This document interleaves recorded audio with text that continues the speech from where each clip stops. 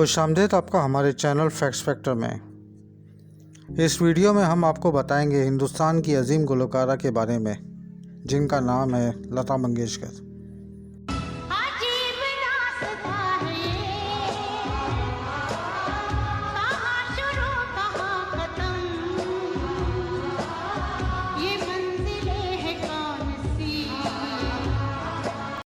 हिंदुस्तान की बुलबुल कहलाई जाने वाली भारत की अजीम गुलकारा लता मंगेशकर तवील अलालत के बाद इंतकाल कर गईं। इनके इंतकाल पर पूरा हिंदुस्तान गम में डूबा हुआ है।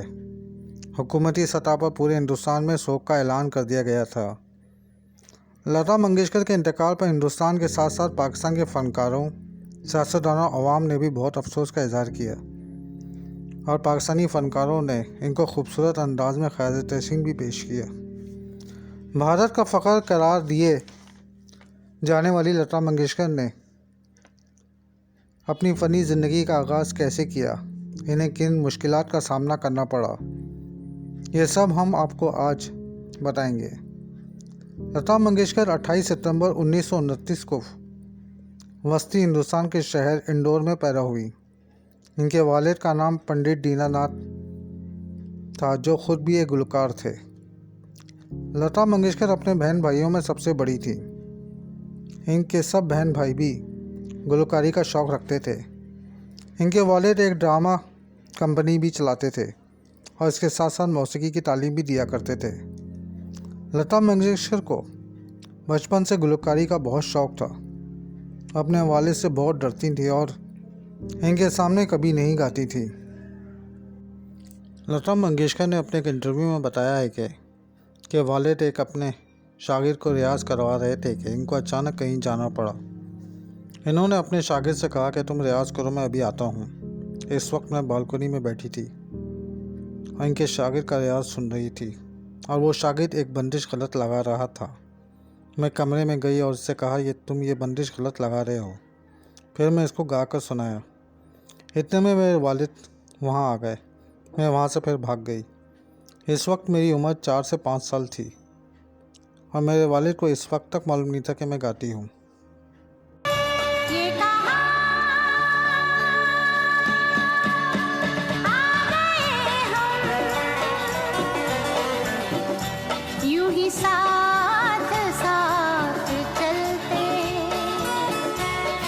फिर मेरे बाबूजी ने मेरी माँ से कहा कि हमारे घर में एक गुलकारा है।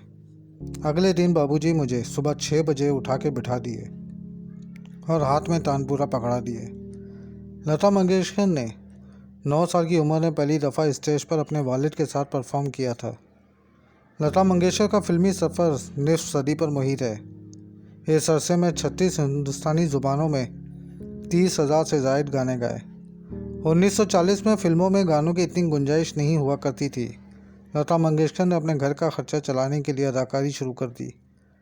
इनके वालिद नहीं चाहते थे कि वो फिल्मों में गाना गाए, लेकिन इनके एक दोस्त की बेहद फरमाइश पर इन्होंने अपनी रजामंदी जाहिर की और 1942 में एक मराठी फिल्म के लिए गाना गाया और इस गाने की रिकॉर्डिंग के बाद ही इनके वालिद वफा पा गए और घर की सारी जिम्मेदारी लता पर आ गई। ऐसे में अदाकारा नंदा के वालिद और हिदायतकार विनायक ने सहारा दिया। लता को फिल्मों में काम देने के साथ साथ उस्ताद अमान अली की शागिर्दी में दिया। इनसे इन्होंने गाना सीखा और इन्हें मराठी फिल्मों में गाने का मौका मिला। यहीं से इनका सफ़र शुरू हुआ। यह किस्सा 1943-44 का है। रियासत महाराष्ट्र के शहर कोल्हापुर में एक फ़िल्म की शूटिंग चल रही थी। उस ज़माने की मशहूर गुलकारा नूरजहां अपने गानों की रिकॉर्डिंग के लिए वहाँ आई थी। उसी फिल्म में एक छोटी बच्ची का किरदार लता मंगेशकर निभा रही थी। उस फिल्म के हिदायतकार ने इस बच्ची का तारुफ नूरजहां से कराते हुए कहा, ये लता है और ये भी गाती है। नूरजहां ने फ़ौरन कहा, मुझे कुछ गाकर सुनाओ। इसी वक्त लता ने इनको गाना सुनाया। नूरजहां गाना सुनती रही और लता गाती रही। नूरजहां इनका गाना सुनकर बहुत खुश हुई। इनसे कहा, तुम रियाज़ करती रहो, तुम बहुत आगे जाओगी। अपने घरेलू हालात को संभालने के लिए फिल्मों में छोटे छोटे किरदार करने वाली आगे चलकर सुरों की मलका लता मंगेशकर बन गई। बचपन में वालिद के इंतकाल के बाद अपने घरेलू हालात को संभालने के लिए छोटे छोटे किरदार करती थी। इनको ये करना बिल्कुल पसंद ना था। वो तो सब गुलकारा बनना चाहती थी। इन्होंने गुलकारा बनने के लिए बहुत कोशिशें की। हिदायतकार इनको मुस्तरद कर देते थे, लेकिन इन्होंने कोशिशें जारी रखी और एक फिल्म महल में गाना गाने का मौका मिला और ये गाना आगे चलकर बहुत हिट हुआ। इनके फिल्मी सफ़र का आगाज़ हो गया, पर इनको फिल्मों की कमी ही नहीं थी। लता की जोड़ी किशोर कुमार के साथ बहुत मकबूल हुई। किशोर कुमार और लता के गाने शोहरत की बुलंदियों तक गए। लता और नूरजहां की दोस्ती बहुत गहरी थी। 1952 में लता जब अमृतसर आई तो नूरजहां से मिलने का बहुत दिल करा, तो नूरजहां को लाहौर फ़ोन करी और दोनों की बातें होती रहीं। क्योंकि नूरजहां तकसीम हिंद के वक्त पाकिस्तान आ गई थी, बाद में दोनों ने वाघा बॉर्डर पर मिलने का फ़ैसला भी किया। इनकी मुलाकात पाकिस्तान इंडिया के बॉर्डर पर उस जगह पर हुई जिसको नो मैन लैंड कहते हैं। दोनों एक दूसरे को गले लगाया और रो रही थी। आसपास से खड़े फौजी भी ये नज़ारा देखकर कंट्रोल नहीं कर पा, इनकी आंखों भी आंसू से झलक गई। नूरजहां के साथ इनके शौहर थे और लता के साथ उनकी बहनें थीं। नूरजहां लाहौर से मिठाई और बिरयानी लता के लिए लाई थी। नूरजहां के शौहर भी नूरजहां के साथ थे, जबकि लता के साथ उनकी बहनें थीं। लता ने तमाम बड़े मौसीकारों के साथ गाने गाए, जैसे किशोर, रफ़ी, मुकेश, हेमंत कुमार। 1985 तक फिल्म फेयर में गुलकारों के लिए कोई अवार्ड नहीं था। लता की वजह से फिल्म फेयर में गुलकारों के लिए अवार्ड का ऐलान हुआ। लता ने फिल्म फेयर में गाने से मना कर दिया था जब तक गुलकारों के अवार्ड का ऐलान नहीं होता। उसके बाद फिल्म फेयर में बेहतरीन गुलकारा और बेहतरीन गुलकार अवार्ड शुरू किया गया।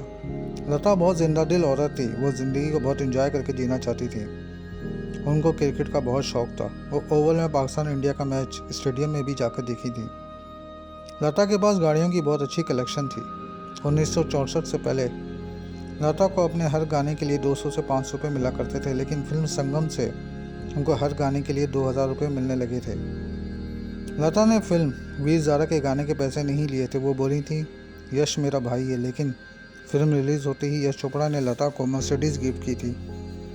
ज़िंदगी के आखिरी वक्त तक लता उसी गाड़ी में सवारी करती थी। हीरे और जासूसी नावल लता को बहुत पसंद थे। लता मिठाई में जलेबी बहुत पसंद करती थी। उसके अलावा इंदौर के दही बड़े और गुलाब जामुन उनको बहुत पसंद थे। लता मटन बहुत अच्छा बनाती थी। जो भी उनके हाथ का मटन खाता तारीफ़ के लिए बिना नहीं रह पाता था। लता को समोसे भी बहुत पसंद थे, लेकिन खीमे के। लता को लीमू का अचार भी बहुत पसंद था। इंडिया में लता मंगेशकर को पूजा जाता है और बहुत से लोग उनकी आवाज़ को परमेश्वर का सबसे बड़ा तोहफा मानते हैं। 1979 में लता को सबसे बड़ा फिल्मी एजाज़ दादा साहब फाल्के दिया गया। उसके बाद लता को सबसे बड़ा शहरी अवार्ड भारत रत्न अवार्ड 2001 में दिया गया। लता पूरी ज़िंदगी शादी नहीं की।